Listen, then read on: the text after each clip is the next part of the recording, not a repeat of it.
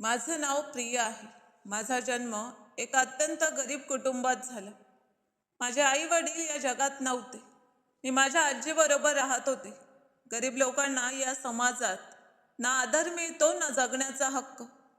पण मी एका मुलाच्या प्रेमात पडले आणि त्याच्यासोबत आयुष्य घालवण्याचं स्वप्न पाहू लागले. तो एका चांगल्या आणि श्रीमंत कुटुंबातील होता. सुरुवातीला आम्ही फक्त एकमेकांना दुरून पाहायचो. हळूहळू आम्ही एकमेकांना आवडू लागलो. मग आमच्यात मोबाईल क्रमांकाची देवाणघेवाण झाली आणि आम्ही बोलू लागलो. मी त्याला माझ्याबद्दल सगळं खरं सांगितलं. माझे आईवडील नाहीत. मी माझ्या आजीबरोबर राहते आणि आमची आर्थिक परिस्थितीही खूप वाईट आहे. त्याने त्याच्या आयुष्याबद्दल सांगितलं की तो त्यांच्या घरातील सर्वात धाकटा मुलगा आहे. त्याचं नाव आरव होतं आणि त्याला 2 मोठे भाऊ होते. आम्ही दोघं एकमेकांवर मनापासून प्रेम करू लागलो आणि लग्न करण्याचा निर्णय घेतला. माझ्या आजीने आमच्या नात्याला कोणताही विरोध केला नाही. उलट तिने आनंदाने होकार दिला. आरव दुसऱ्याच दिवशी आपल्या घरी जाऊन सर्वांना आमच्याबद्दल सांगणार होता आणि मग माझ्या घरी लग्नाचा प्रस्ताव घेऊन येणार होता. पण त्याच दिवशी माझ्या आजीचं निधन झालं आणि ती मला या जगात एकटी सोडून निघून गेली. तिच्या जाण्याने मला असं वाटलं की मी पूर्णपणे अनाथ झाले आहे. घरात कुठेही पाहिलं तरी सगळीकडे ओसाड आणि सुनसान वाटत होतं. आता फक्त आरव हाच माझा शेवटचा आधार उरला होता. पण आरवच्या घरच्यांनी आमच्या लग्नाला स्पष्ट नकार दिला. त्यांचं म्हणणं होतं की आरवचं लग्न एखाद्या श्रीमंत घरात व्हावं, जिथून भरपूर हुंडा मिळेल. तुझ्यासारख्या गरीब मुलीशी आम्ही आमच्या मुलाचं लग्न कधीच करणार नाही, असं त्यांनी स्पष्ट सांगितलं. त्यांनी आरवसाठी दुसरी मुलगी पाहायलाही सुरुवात केली. पण आरव मात्र माझ्याशीच लग्न करू इच्छित होता. एके दिवशी तो माझ्याकडे आला. त्याच्या चेहऱ्यावर असहाय्यता स्पष्ट दिसत होती. मला वाटलं तो मला काहीतरी महत्त्वाचं सांगणार आहे. पण जेव्हा त्याने माझी अवस्था पाहिली तेव्हा तो थबकला. त्याला समजलं की माझी आजी आता या जगात नाही आणि आता माझं या जगात कोणीच उरलेलं नाही. तो माझ्यासोबत लग्न करण्यास नकार देण्यास आला होता. पण माझी अवस्था पाहून त्याने आपला निर्णय बदलला. तो माझा हात पकडून म्हणाला की मी तुझ्याशीच लग्न करणार आहे. माझ्या आई वडिलांचा काहीही निर्णय असो, मी तुला कधीच सोडणार नाही. तू माझ्यासोबत चल. तो मला घेऊन कोर्टात गेला. त्याने आपल्या काही मित्रांना साक्षीदार बनवलं आणि आमचं कोर्टात लग्न झालं. आम्ही आता पती पत्नी झालो होतो. पण माझ्या मनात एक विचित्र भीती होती की पुढे काय होणार. आता आरवच्या घरच्यांना आमच्या लग्नाबद्दल सांगायचं होतं. ते लोक अजूनही असंच समजत होते की आरव माझ्यासारख्या गरीब मुलीपासून दूर होईल आणि मग ते त्याचं लग्न एखाद्या श्रीमंत घरात करतील. पण त्यांना हे माहीत नव्हतं की आरवने माझ्याशी लग्न केलं आहे. मग आरव मला घेऊन आपल्या घरी गेला. जेव्हा सर्वांना आमच्या लग्नाबद्दल समजलं तेव्हा संपूर्ण घरातील वातावरण बदललं. त्याचे दोन्ही मोठे भाऊ आणि वडील खूप संतापले. त्यांनी आरवला खूप बोल सुनावले आणि म्हणाले की आम्ही या लग्नाला मान्यता देत नाही. ज्या मुलीला घेऊन आला आहेस तिला जिथून आणलं तिथे सोडून ये, नाहीतर परिणाम चांगले होणार नाहीत. पण आरवने माझा हात आणखी घट्ट पकडला आणि म्हणाला की मी आता हिचा हात कधीही सोडणार नाही. ही माझी पत्नी आहे. जर ती या घरात राहणार नसेल तर मी सुद्धा इथे राहणार नाही. त्यानंतर तो मला घेऊन त्या घरातून बाहेर पडला आणि आपल्या घरच्यांशी सर्व नातेसंबंध तोडले. मी त्याला खूप समजावण्याचा प्रयत्न केला. मी म्हणाले की असं करू नकोस, ते तुझे स्वतःचे आई वडील आणि भाऊ आहेत. पण तो शांतपणे म्हणाला की आता तूच माझं कुटुंब आहेस. जे लोक तुझा आदर करू शकत नाहीत त्यांच्याशी मला काहीही संबंध ठेवायचे नाहीत. आरवच्या वडिलांचं एक जुनं घर त्यांच्या घरापासून थोड्या अंतरावर होतं. आरव मला तिथे घेऊन गेला. ते घर खूप जुनं आणि मोडकळीस आलेलं होतं. आम्ही दोघं तिथे राहू लागलो. त्या घरात फक्त एकच खोली होती. त्यात एक तुटकी खाट आणि थोडंसं सामान होतं. आरव त्या तुटक्या खाटेवर झोपला आणि मी त्याच्या खांद्यावर डोकं ठेवून त्याच्याजवळ झोपले. आज आमची लग्नाची पहिली रात्र होती. पण त्या रात्री आनंद नव्हता. माझ्या डोळ्यातून सतत अश्रू वाहत होते आणि मनात भीती होती की पुढे काय होणार.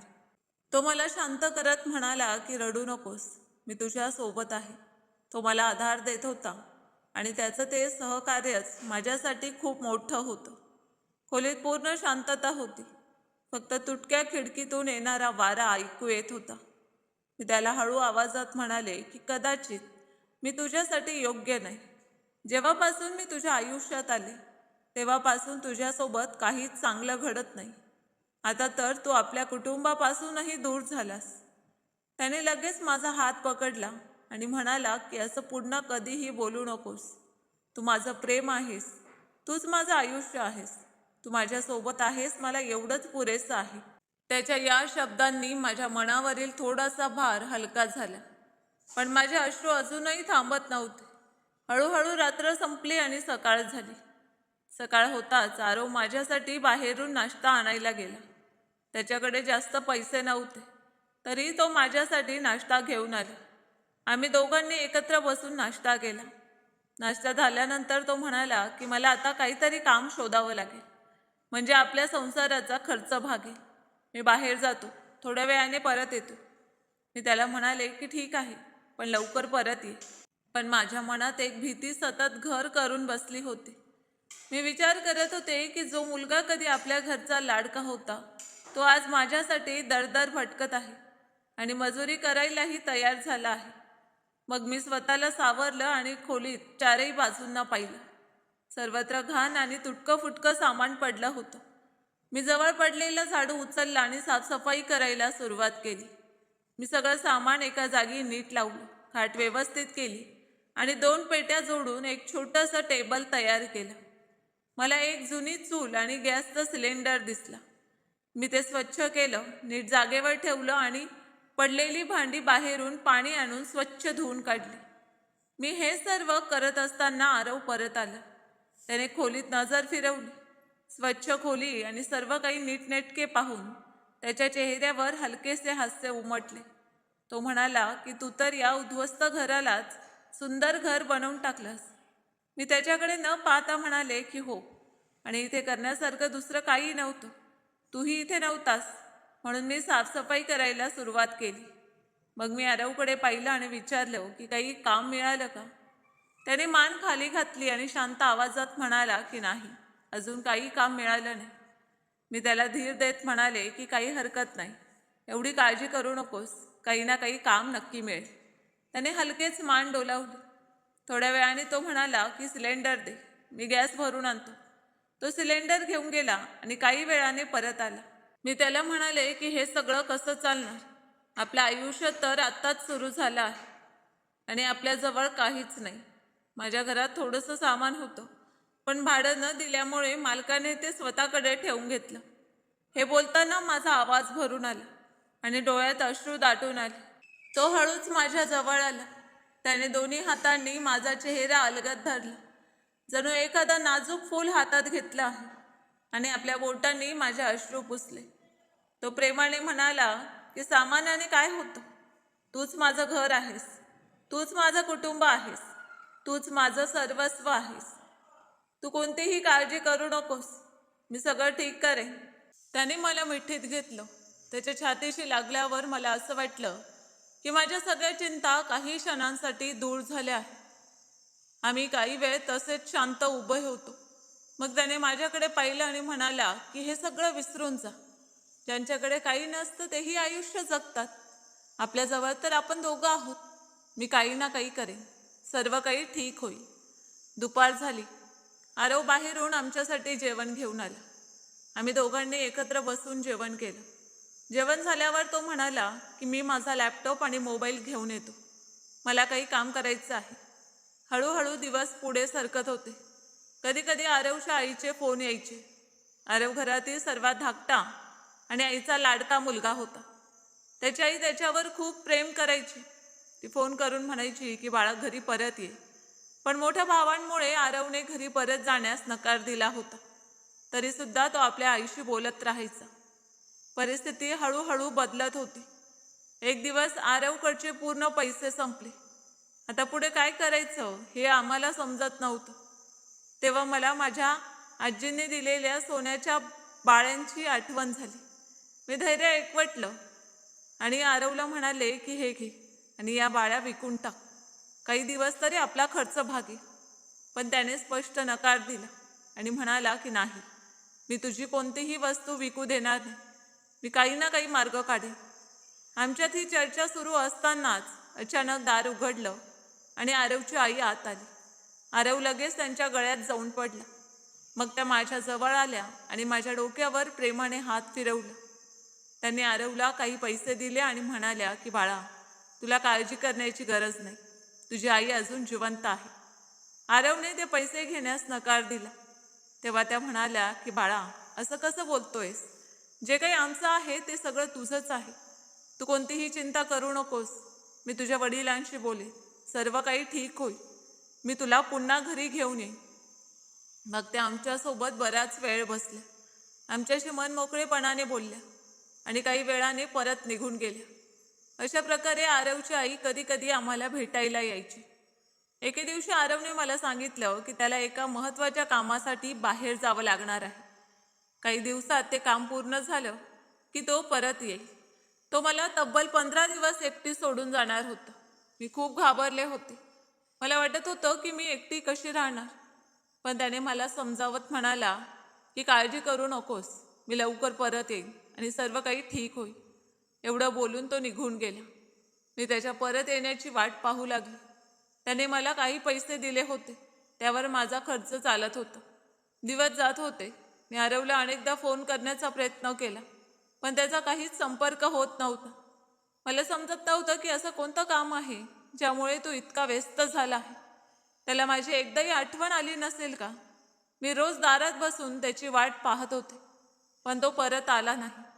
तो 15 दिवसात येईन असं म्हणाला होता, पण आता 25 दिवस झाले होते आणि तो अजूनही आला नव्हता. माझं मन भीतीने भरून गेलं होतं. एके दिवशी अचानक दारावर टकटक झाली. मी धावत दाराकडे गेले. मला वाटलं आरव परत आला आहे. मी आनंदाने दार उघडलं, पण समोर आरव नव्हता. 2 अनोळखी माणसं उभी होती आणि त्यांच्या हातात एक सुटकेस होती. मी घाबरत विचारलं की तुम्ही कोण आहात? त्यापैकी एकाने विचारलं की तुम्ही आरवची पत्नी आहात का? मी म्हणाले की हो, मी त्याची पत्नी आहे. काय झालं, कृपया सांगा. ते काही क्षण शांत राहिले आणि मग म्हणाले की आरव आता या जगात नाहीत. एका भीषण कार अपघातात त्यांचा मृत्यू झाला. त्यांची अवस्था इतकी वाईट झाली होती की आम्ही त्यांना इथे आणू शकलो नाही. हे त्यांचं काही सामान आहे, ते तुम्हाला द्यायला आलो आहोत. हे ऐकताच माझ्या पायाखालची जमीन सरकली. माझी अवस्था पूर्णपणे कोलमडून गेली. मी मोठ्याने रडत जमिनीवर बसले आणि ते दोघं शांतपणे तिथून निघून गेले. आरव हाच माझा शेवटचा आधार होता आणि आता तोही मला कायमचा सोडून गेला होता. आता मी या जगात एकटी कशी जगणार? हेच विचार सतत माझ्या मनात फिरत होते.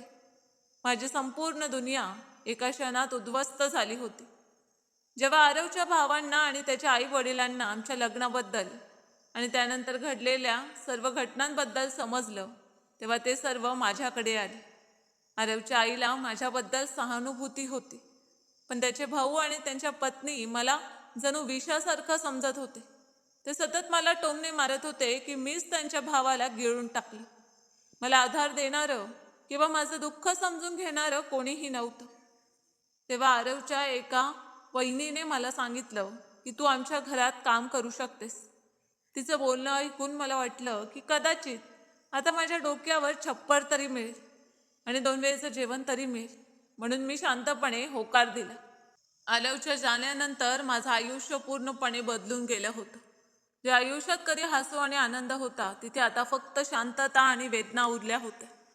मी आता आरवच्या भावाच्या घरी राहू लागले होते, कारण माझ्याकडे जाण्यासाठी दुसरी कोणतीही जागा नव्हती. मी पूर्णपणे एकटी पडले होते. माझे आई वडील आधीच या जगात नव्हते आणि आरव हाच माझा सर्वस्व होता. त्याच्या जाण्यानंतर मला असं वाटत होतं की माझी संपूर्ण दुनिया संपली आहे. सुरुवातीला मला वाटलं होतं की कदाचित आरवचे भाऊ आणि वहिनी मला आधार देतील, कारण शेवटी मी त्यांच्या भावाची पत्नी होते. पण हळूहळू मला समजू लागलं की त्या घरात माझी किंमत एखाद्या माणसासारखी नव्हती, तर फक्त ओझ्यासारखी होती. आरवची वहिनी माझ्याकडून खूप कामं करून घ्यायची, तिने मला कधीच माणूस म्हणून पाहिलं नव्हतं. तिच्यासाठी मी फक्त घरात काम करणारी स्त्री होते, जिला सतत कामात गुंतून राहावं लागत होतं. माझा संपूर्ण दिनक्रम बदलून गेला होता. मी रोज पहाटे अंधारात उठायचे. सर्वप्रथम संपूर्ण अंगण झाडायचं, मग पाणी भरायचं, चूल सांभाळायची, सगळ्यांसाठी चहा बनवायचा, त्यानंतर भांडी घासायची, कपडे धुवायचे आणि पूर्ण घराची साफसफाई करायची. हेच आता माझं आयुष्य बनलं होतं.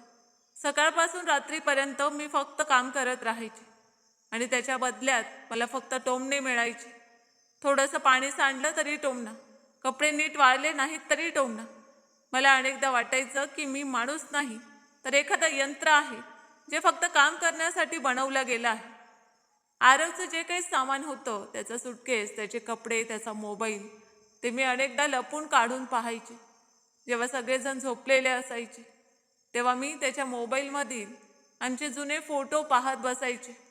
कधी आम्ही दोघं हसत होतो, कधी फिरायला गेलो होतो, तर कधी त्याने प्रेमाने माझे फोटो काढले होते.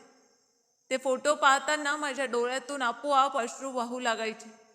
मी तो मोबाईल छातीशी घट्ट धरून बसायचे आणि विचार करायचे की जर आरव आज जिवंत असता तर माझं आयुष्य असं झालं नसतं. त्याने मला कधीच या अवस्थेत राहू दिलं नसतं. कधी कधी मी इतकी खचून जायचे की मला वाटायचं की मीही मरून जावं. शेवटी मी कोणासाठी जगत आहे? माझ्याकडे ना आनंद उरला होता, ना कोणती स्वप्न. मला वाटायचं की जर मी मरण पावले तर कदाचित हे सगळं दुःख आणि ही यातना कायमची संपून जाईल. पण मग एक दिवस माझ्या आयुष्यात असं वळण आलं, ज्याने मला पुन्हा जगण्याचं कारण दिलं. मला समजलं की मी आई होणार आहे. ही गोष्ट कळल्यानंतर मी खूप वेळ रडत बसले. पण त्या दिवशी माझ्या डोळ्यातून वाहणारे अश्रू दुःखाचे नव्हते. त्या क्षणी मला पहिल्यांदाच असं वाटलं की आरव पूर्णपणे माझ्यापासून दूर गेलेला नाही. त्याचा एक अंश अजूनही माझ्यात जिवंत आहे. मी माझ्या बोटावर हात ठेवला आणि स्वतःलाच म्हटलं की आता मला जगायलाच हवं. फक्त स्वतःसाठी नाही, तर माझ्या मुलासाठी. मला पहिल्यांदाच आयुष्यात आशेचा एक किरण दिसला होता. मी मनात विचार केला होता की कदाचित आता सगळं बदलेल.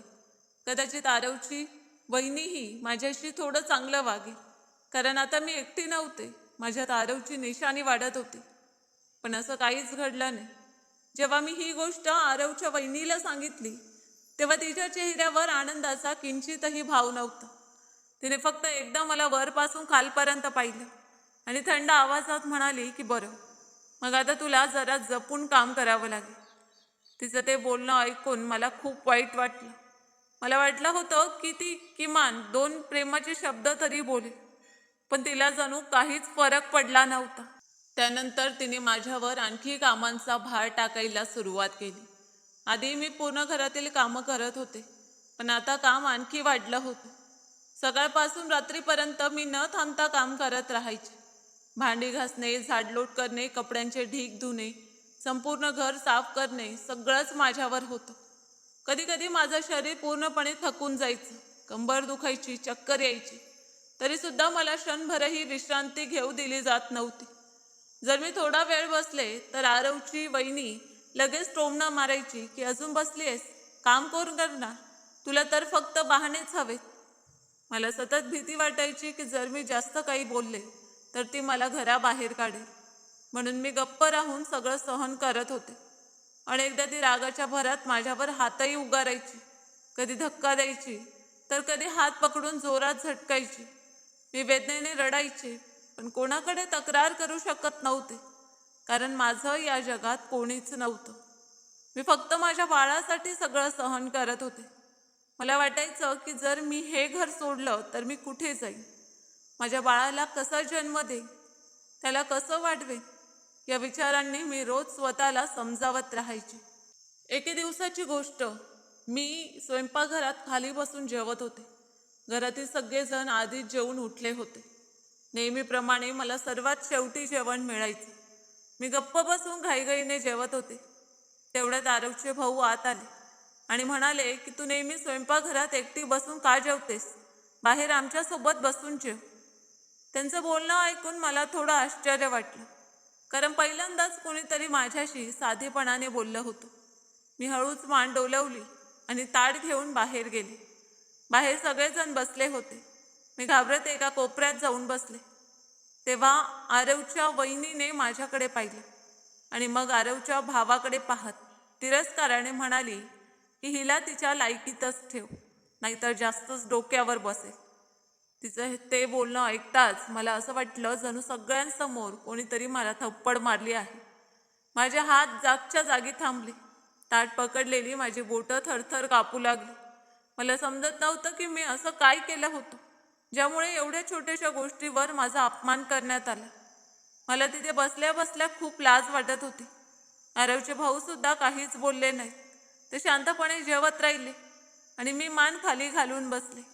माझ्या डोळ्यात अश्रू दाटून आले होते, पण मी रडण्याचा प्रयत्न केला नाही, कारण मला त्यांना माझी कमजोरी दाखवायची नव्हती. त्या रात्री मी खूप रडले. मी माझ्या खोलीत गेले आणि आरवचा मोबाईल काढून त्याचे फोटो पाहत रडत बसले. मी त्या फोटोशी बोलत म्हणाले की पहा ना आरव, तू गेल्यानंतर माझी काय अवस्था झाली आहे. मी रोज आतून तुटत चालले आहे. मग मी माझ्या पोटावर हात ठेवला आणि स्वतःला सावरलं. मला आठवलं की आता मी एकटी नाही. मला माझ्या बाळासाठी मजबूत व्हावं लागेल. कितीही दुःख आणि यातना आल्या तरी मला जगावंच लागेल आणि कोणत्याही परिस्थितीत माझ्या बाळाला या जगात आणावंच लागेल. एके दिवशी सकाळपासूनच माझ्या शरीरात खूप अशक्तपणा जाणवत होता. रात्री मला नीट झोपही लागली नव्हती आणि सकाळ होताच पुन्हा कामांना सुरुवात झाली होती. आधी पूर्ण घर साफ करायचं, मग भांडी, कपडे आणि त्यानंतर स्वयंपाकघरातील काम. मी सतत काम करत होते, पण त्या दिवशी माझं शरीर जणू साथ देत नव्हतं. मला वारंवार चक्कर येत होती. डोळ्यांसमोर अंधार दाटून येत होता. तरीही मी स्वतःला सावरत होते, कारण मला माहीत होतं की जर मी थोडासाही आराम करण्याचा प्रयत्न केला तर आरवची बहिणी पुन्हा टोमणे मारायला सुरुवात करेल. मी स्वयंपाकघरात उभी राहून भाजी चिरत होते. तेवढ्यात आरवचे भाऊ माझ्या जवळ आले. ते घाईत दिसत होते. त्यांनी कपाटातून एक पांढरा शर्ट काढला आणि माझ्याकडे देत म्हणाले की मला एका महत्त्वाच्या बैठकीला जायचं आहे. तू लगेच हा शर्ट इस्त्री करून दे. त्यांचा आवाज साधाच होता, म्हणून मी काही न बोलता तो शर्ट घेतला आणि खोलीच्या कोपऱ्यात ठेवलेल्या इस्त्रीच्या टेबलाजवळ जाऊन उभी राहिली. मी हळूहळू शर्ट इस्त्री करू लागले, पण माझ्या हातात अजिबात ताकद नव्हती. डोकं जड झालं होतं आणि पोटातही विचित्र वेदना होत होत्या. मी स्वतःला सावरण्याचा प्रयत्न करत होते, कारण मला पुन्हा कोणाचाही राग ओढवून घ्यायचा नव्हता. मी इस्त्री करत होते आणि मनात विचार करत होते की हा दिवस कधी संपणार. तेवढ्यात अचानक माझ्या डोळ्यांसमोर अंधार पसरला. मला जोराची चक्कर आली. माझे हात थरथरू लागले आणि माझं लक्ष विचलित झालं. त्या क्षणी गरम इस्त्री शर्टवर जास्त वेळ राहिली आणि कपडा जळून गेला. जळल्याचा वास संपूर्ण खोलीत पसरला. मी घाबरून लगेच इस्त्री बाजूला केली, पण तोपर्यंत खूप उशीर झाला होता. शर्टवर मोठा काळा डाग पडला होता. माझं हृदय जोरजोरात धडधडू लागलं. आता काय होणार हेच मला समजत नव्हतं. तेवढ्यात आरवचे भाऊ वेगाने आत आले. त्याने जळालेला शर्ट पाहताच त्यांचा चेहरा रागाने लाल बुंद झाला. ते मोठ्याने ओरडले की तू हे काय केलंस? तुझ्याकडून एक कामही नीट होत नाही. तू माझा शर्ट खराब केलास. आता मी बैठकीला काय घालून जाणार? मी भीतीने काहीच बोलू शकले नाही. मी फक्त हळू आवाजात म्हणाले की माझ्याकडून चूक झाली. मला चक्कर आली होती. पण त्यांनी माझा एकही शब्द ऐकून घेतला नाही. त्यांचा राग इतका वाढला की त्यांनी अचानक माझ्या चेहऱ्यावर जोरदार थप्पड मारली. ती थप्पड इतकी जोरात होती की मी तिथेच तोल जाऊन खाली पडले. माझ्या कानात आवाज घुमू लागला. डोळ्यातून अश्रू वाहू लागले आणि माझा चेहरा जळजळ करू लागला. मी जमिनीवर बसून गालावर हात ठेवला. मला विश्वासच बसत नव्हता की त्याने माझ्यावर हात उगारला होता. त्याच वेळी आरवची वहिनी तिथे आली. तिने जळालेला शर्ट पाहिला आणि मग रागाने माझ्याकडे पाहत म्हणाली की ही अपशकुनी कोणत्याच कामाची नाही. मी आत्ताच्या आत्ता हिला घराबाहेर काढते. हिला इथे आणून तूच चूक केलीस. तिचे शब्द माझ्या हृदयात खोलवर घुसले. मी गप्पच खाली बसले होते. ती सतत बोलत होती. जेव्हापासून ही या घरात आली आहे तेव्हापासून फक्त अडचणीच वाढल्या आहेत. ना हिच्याकडून नीट काम होतं, ना हिचा काही उपयोग, वरून हिचे नखरे वेगळेच. मी रडत त्यांच्याकडे पाहत होते, पण कोणालाही माझ्या अवस्थेची दया आली नाही. मी गर्भवती होते. माझी तब्येत खूप खराब होती. मी सकाळपासून न थांबता काम करत होते, पण कोणालाही त्याचं काहीच वाटत नव्हतं. आरवचे भाऊ सुद्धा रागाने माझ्याकडे पाहत होते. जणू सगळी चूक फक्त माझीच होती. त्या क्षणी मला पहिल्यांदा स्पष्ट जाणवलं की या घरात माझी काहीच जागा नाही. मी त्यांच्यासाठी फक्त एक ओझं होते. आरव गेल्यानंतर कोणीही मला आपलंसं करायला तयार नव्हतं. सगळेजण फक्त माझ्यावर उपकार केल्यासारखं दाखवत होते. माझं हृदय पूर्णपणे तुटून गेलं होतं. मी हळूहळू उठले आणि काहीही न बोलता माझ्या खोलीकडे निघाले. माझे पाय लटपटत होते. गाल अजूनही दुखत होतं आणि डोळ्यातून सतत अश्रू वाहत होते. मी खोलीत जाऊन जोर जोरात रडू लागले. मला वाटत होतं की आता माझ्यात काहीच उरलेलं नाही. मी चारही बाजूंना नजर फिरवली. त्या छोट्याशा खोलीत फक्त काही कपडे, आरवची सुटकेस आणि त्याचा मोबाईल होता. हीच आता माझी संपूर्ण दुनिया उरली होती. मी जमिनीवर बसले आणि आरवचा सुटकेस उघडून त्याचे कपडे छातीशी घट्ट धरले. मी मोठ्याने रडू लागले आणि विचार करू लागले की जर आज आरव या जगात असता तर माझ्यासोबत हे सगळं कधीच घडलं नसतं. तो मला कधीही या अवस्थेत पाहू शकला नसता. त्याने नेहमी मला प्रेम दिलं होतं, आदर दिला होता आणि आज त्याच्या जाण्यानंतर मी रोज अपमान सहन करत होते. मी खूप वेळ रडत राहिले. मग अचानक माझ्या मनात विचार आला की आता मला या घरात राहायचंच नाही, जिथे रोज माझा अपमान होतो, जिथे राहून मी अजून किती सहन करणार. मी माझे अश्रू पुसले आणि हळूहळू माझं सामान गोळा करायला सुरुवात केली. मी माझे काही कपडे बॅगेत ठेवले, आरवचा मोबाईल जपून ठेवला आणि त्याचा सुटकेस उचलला. माझे हात थरथरत होते, पण त्या क्षणी माझं हृदय दगडासारखं कठोर झालं होतं.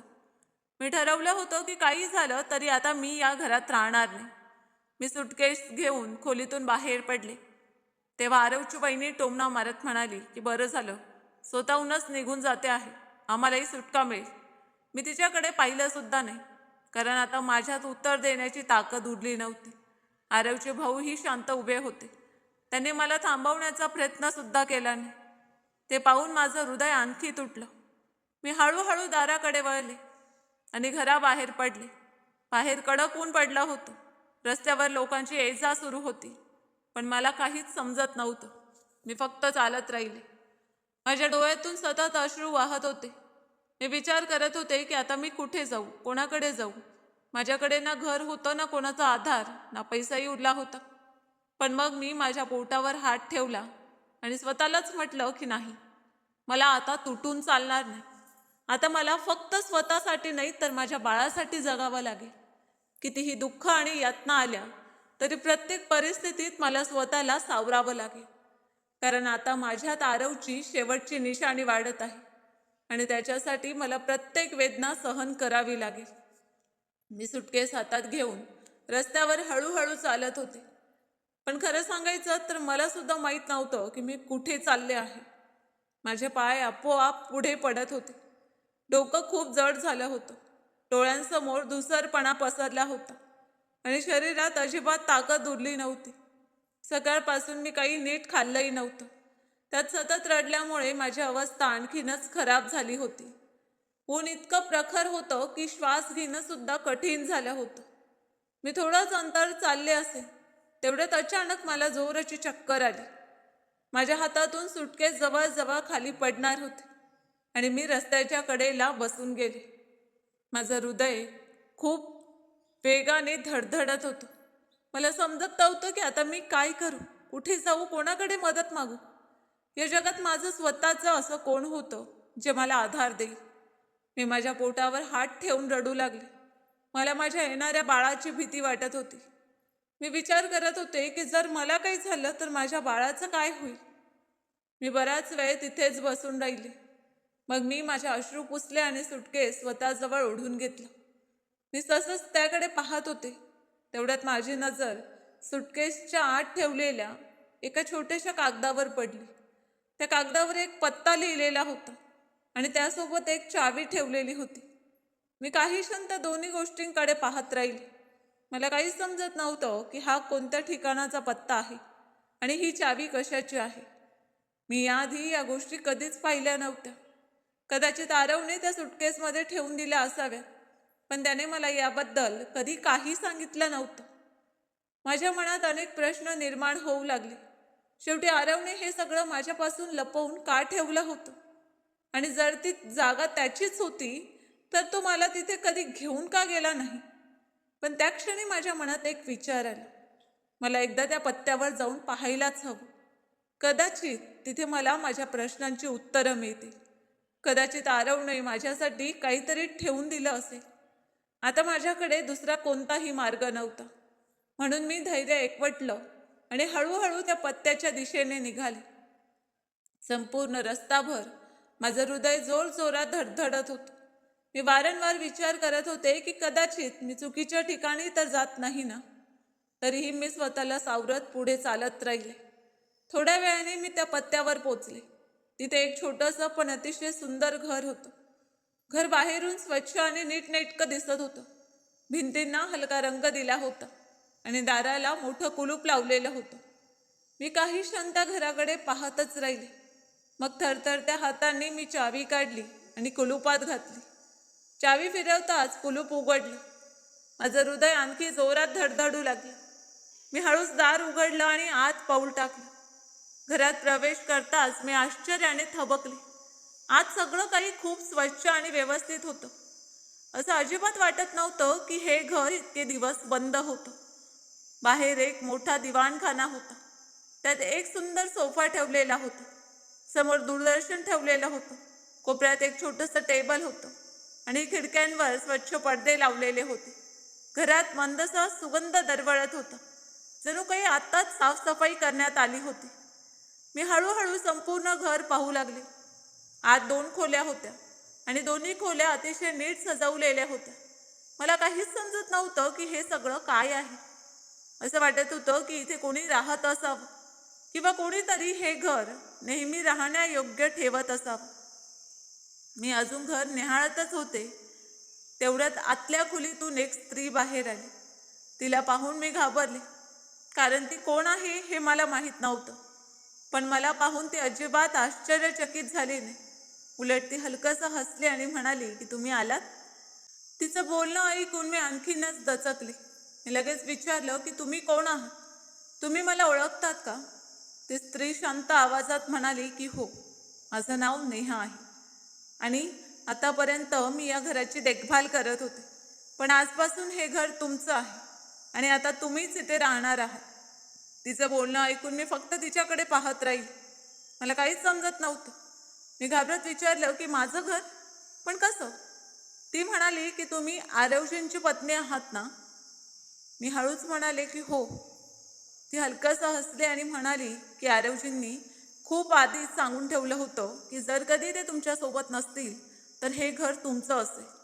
त्यांनी मला फक्त या घराची देखभाल करण्यासाठी ठेवलं होतं, जेणेकरून जेव्हा तुम्ही इथे याल तेव्हा तुम्हाला कोणतीही अडचण येऊ नये. तिचं बोलणं ऐकताच माझ्या डोळ्यात अश्रू दाटून आले. मला विश्वासच बसत नव्हता की आरवने माझ्यासाठी एवढं सगळं आधीच ठरवून ठेवलं होतं. जेव्हा सगळे मला ओझं समजत होते तेव्हा आरवने आधीच माझ्यासाठी एक सुरक्षित आसरा तयार करून ठेवला होता. नेहाने माझ्याकडे आणखी एक चावी दिली आणि म्हणाली की ही कपाटाची चावी आहे. आता इथलं सगळंच तुमचं आहे. मला तिच्याकडे अजून खूप काही विचारायचं होतं. आरवने हे घर कधी घेतलं, का घेतलं आणि मला याबद्दल का सांगितलं नाही. पण ती घाईत दिसत होती. तिने फक्त एवढंच म्हटलं की आता तुम्ही काळजी करू नका आणि ती तिथून निघून गेली. मी दारात उभी राहून तिला जाताना पाहत राहिली. संपूर्ण घरात शांतता पसरली होती. मी हळूहळू आत आले आणि चारही बाजूंना पाहू लागले. इतक्या दिवसानंतर पहिल्यांदाच मला असं वाटत होतं की मी एखाद्या सुरक्षित ठिकाणी आहे, जिथे कोणी माझ्यावर ओरडणार नाही, कोणी टोमणे मारणार नाही आणि कोणी मला धक्का देणार नाही. मी हळूच सोफ्यावर बसले आणि रडू लागले.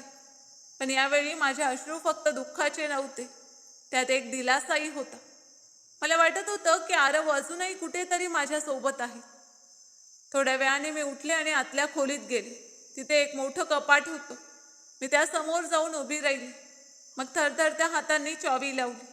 कपाट उघडताच माझे डोळे आश्चर्याने विस्फारले.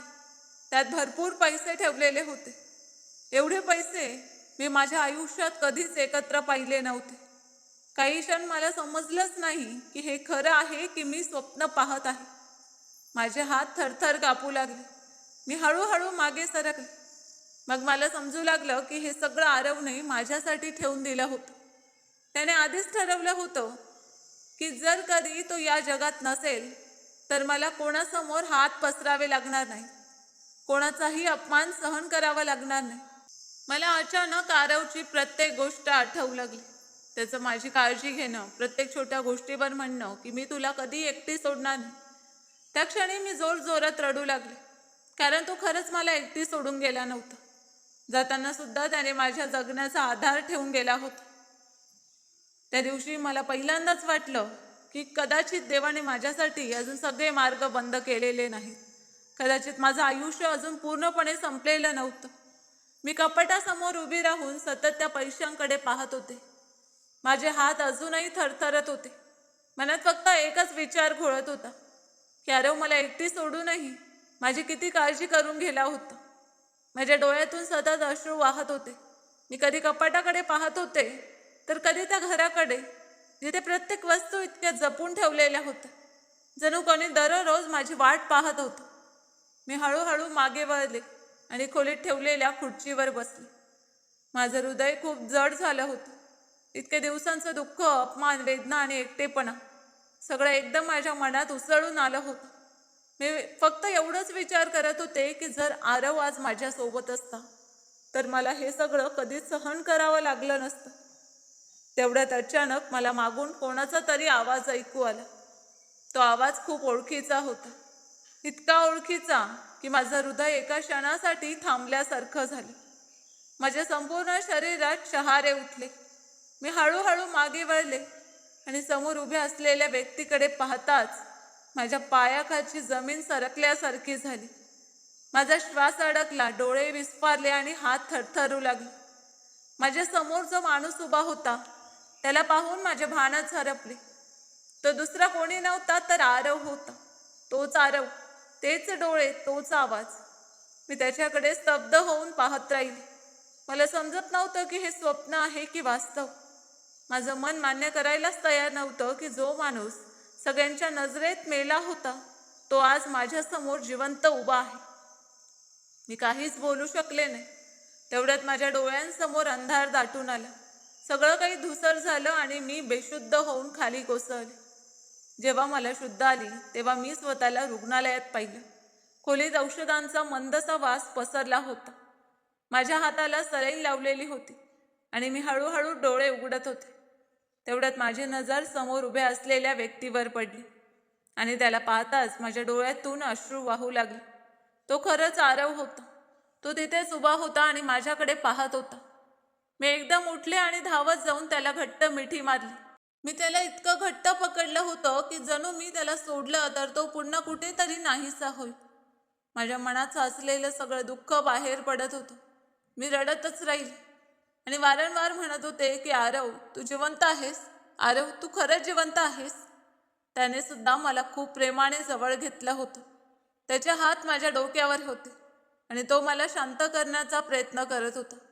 त्याच्या डोळ्यातही अश्रू दाटले होते. तो हळू आवाजात म्हणत होता की मी आरव आहे, तुझाच आरव. मी परत आलो आहे. तुला सोडून आता कुठेही जाणार नाही. तू अजिबात काळजी करू नकोस. मी मेलो नव्हतो, मी जिवंत आहे. त्याचा आवाज ऐकताच माझं हृदय जणू पुन्हा धडधडू लागलं. इतक्या दिवसांचं दुःख एका क्षणात बाहेर आलं.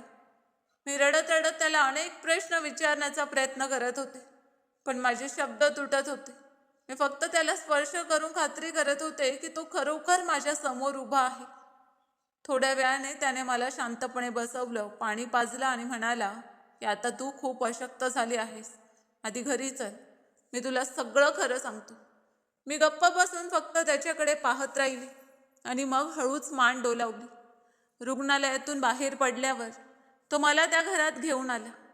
संपूर्ण रस्ताभर मी फक्त त्याच्याकडेच पाहत होते. मला सतत भीती वाटत होती की कदाचित हे एखादं स्वप्न तर नाही ना. तो गाडी चालवत होता आणि अधूनमधून माझ्याकडे पाहून हलकासा हसत होता. जणू त्यालाही विश्वास बसत नव्हता की आम्ही पुन्हा एकत्र आलो आहोत. रस्त्यात त्याने गाडी थांबवली आणि माझ्यासाठी जेवण आणलं. तो म्हणाला की तू नीट काही खाल्लं नसेल. मी त्याच्याकडे फक्त पाहत राहिले.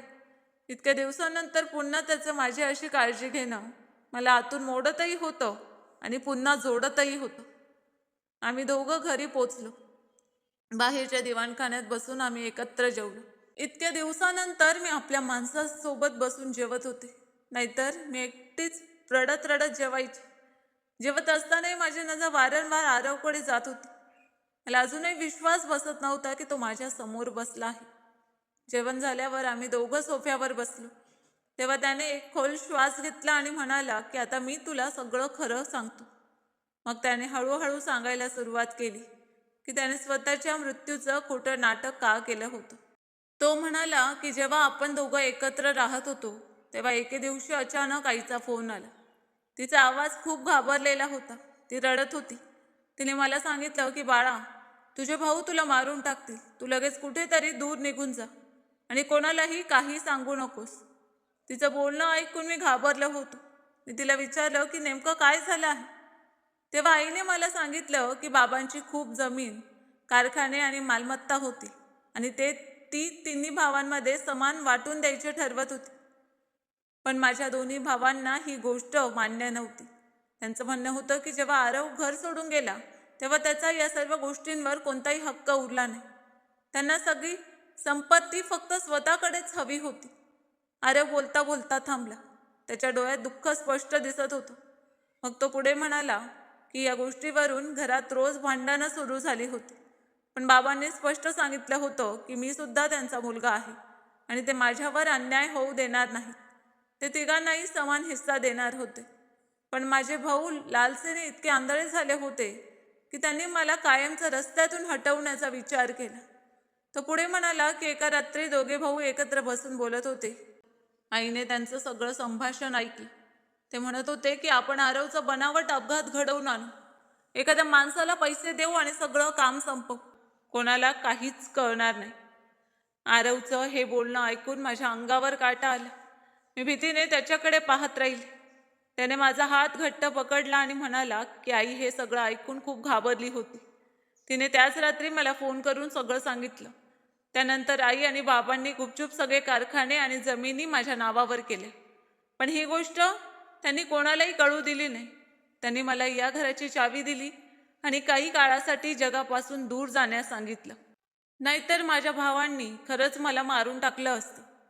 तो काही क्षण शांत राहिला आणि मग म्हणाला की मला काहीच समजत नव्हतं की मी काय करावं. पण शेवटी मजबुरीने मला माझ्या मृत्यूचं खोटं नाटक करावं लागलं, जेणेकरून सगळ्यांना वाटेल की मी मेलो आहे आणि माझे भाऊ शांत होते. हे सगळं ऐकून मी स्तब्ध बसले होते. माझ्या मनात रागही होता, दुःखही होतं आणि त्याचवेळी एक दिलासाही होता की माझा आरव जिवंत आहे. मी रडत त्याला विचारलं की पण तू मला हे सगळं का सांगितलं नाहीस? तुला माहीत आहे ना की तुझ्याशिवाय मी काय काय सहन केलं. मी रोज आतून मरत होते.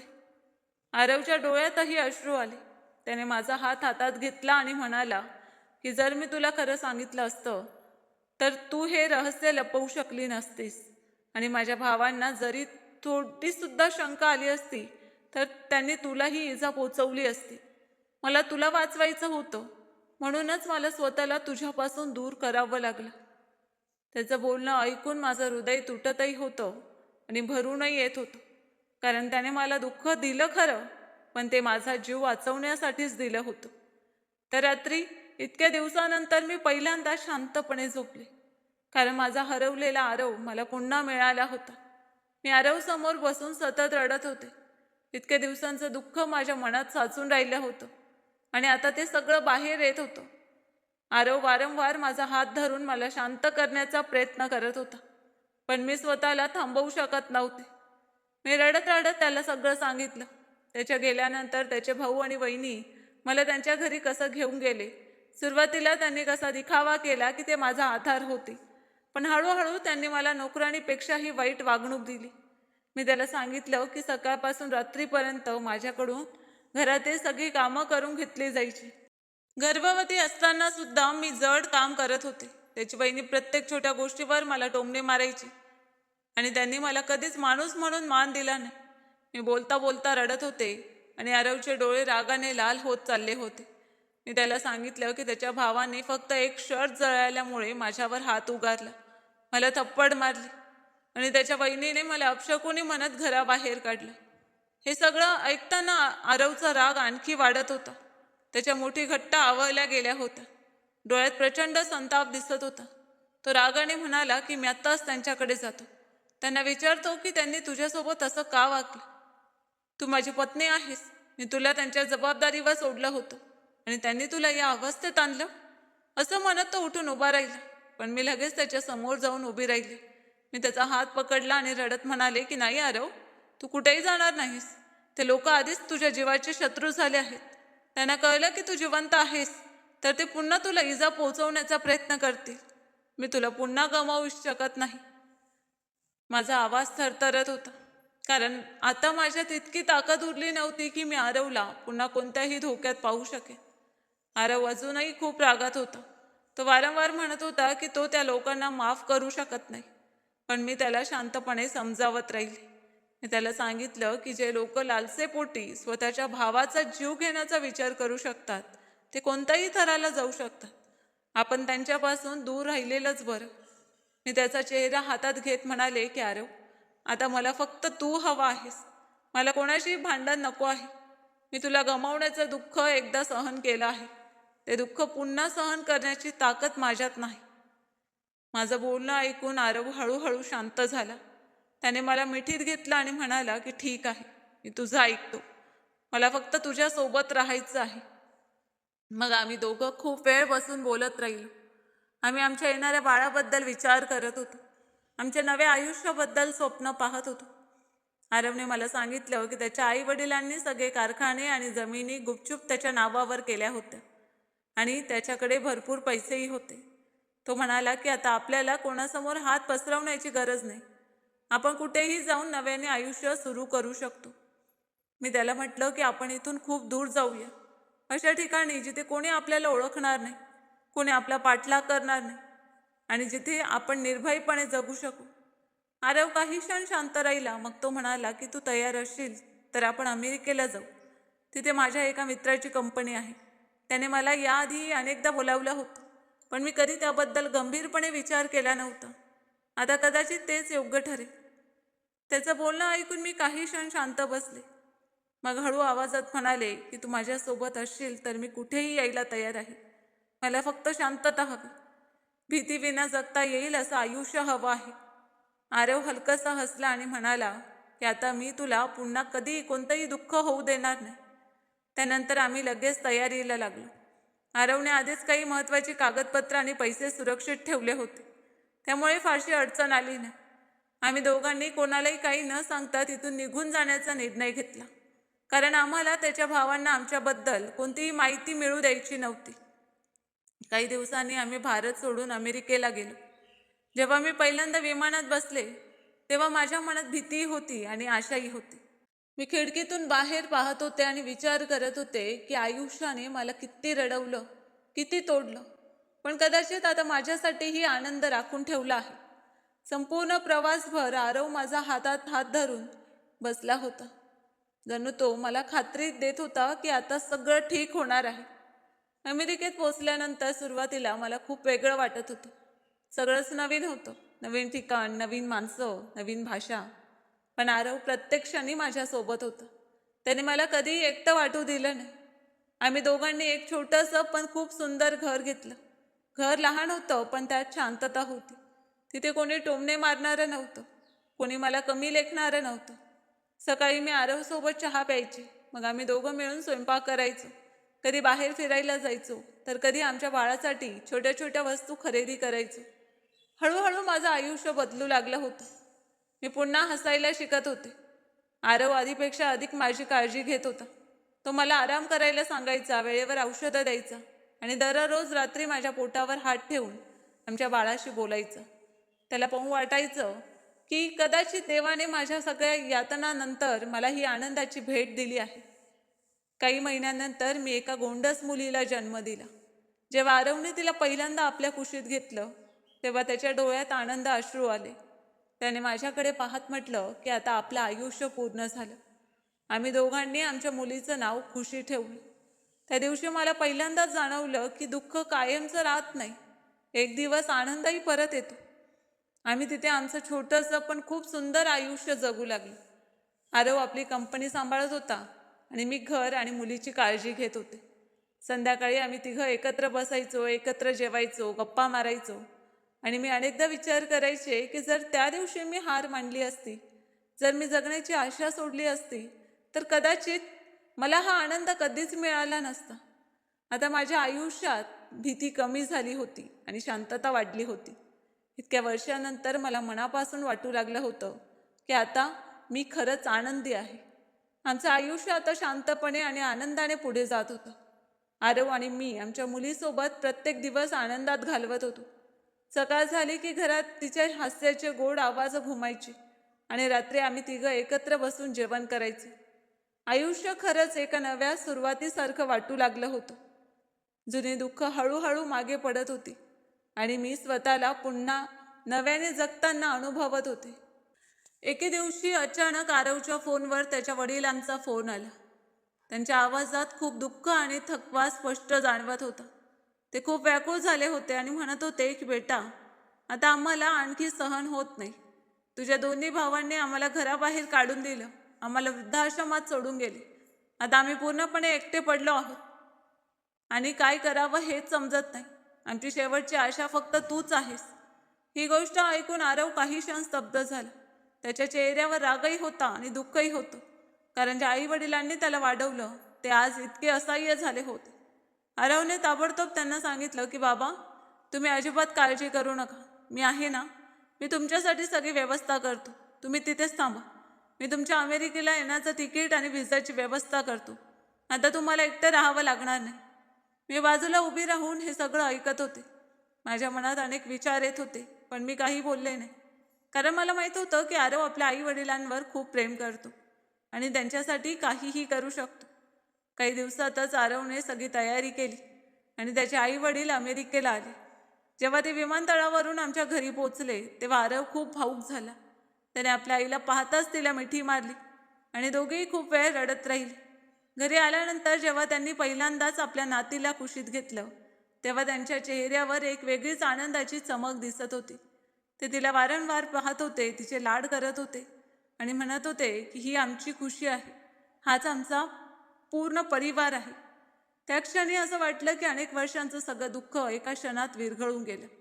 हळूहळू त्यांनी मलाही आपलंसं करायला सुरुवात केली. आरवची आई तर मला आधीपासूनच स्वीकारत होती, पण त्याचे वडील स्वभावाने थोडे शांत होते. सुरुवातीला त्यांना थोडा वेळ लागला, पण जेव्हा त्यांनी पाहिलं की मी त्यांच्या मुलाची आणि नातीची किती मनापासून काळजी घेते तेव्हा त्यांचं मनही वितळलं. एके दिवशी त्यांनी मला जवळ बोलावलं आणि खूप हळू आवाजात म्हटलं की तू आमच्या मुलाला सांभाळलंयस, तू या घराला पुन्हा घर बनवलंस. त्यांचे ते शब्द ऐकून माझ्या डोळ्यात अश्रू आले, कारण मला आयुष्यात पहिल्यांदाच कोणाकडून इतकं आपलेपण मिळालं होतं. आता आम्ही सगळेजण एकत्र एका छोट्या पण खूप आनंदी कुटुंबासारखे राहू लागलो होतो. सकाळचा चहा आम्ही सगळे एकत्र घ्यायचो, संध्याकाळी गप्पा रंगायच्या आणि आमची मुलगी संपूर्ण घरभर धावत खेळत असायची. तिच्या हास्याने संपूर्ण घर आनंदाने भरून जायचं. आरव आता आपल्या वडिलांसोबत कामाबद्दल चर्चा करायचं आणि मी त्याच्या आईसोबत घर सांभाळायचे. हळूहळू त्या घरात जिथे कधी काही दुःखाची सावली होती तिथे आता फक्त प्रेम आणि आपुलकी उरली होती. आता मला वाटू लागलं होतं की आयुष्याने मला जितकं तोडलं तितकंच पुन्हा जोडूनही ठेवलं आणि शेवटी मी त्या ठिकाणी पोचले होते जिथे मी माझ्या कुटुंबासोबत खरंच आनंदी होते. तर मित्रांनो, तुमच्या मते प्रियाने आरवच्या मृत्यूची बातमी ऐकल्यानंतरही स्वतःला सावरून जगण्याचा घेतलेला निर्णय योग्य होता का? आणि जर तुमच्या आयुष्यात अचानक आरवसारखी व्यक्ती पुन्हा समोर आली असती, ज्याला तुम्ही कायमचे गमावले असे समजत होतात, तर त्या क्षणी तुमची अवस्था कशी झाली असती? तुमचे मनापासूनचे मत कमेंटमध्ये नक्की सांगा. कथा आवडली असेल तर व्हिडिओला लाईक करा, आपल्या मित्रांसोबत शेअर करा आणि अशाच भावनिक व हृदयस्पर्शी कथा ऐकण्यासाठी चॅनलला सबस्क्राईब नक्की करा. धन्यवाद.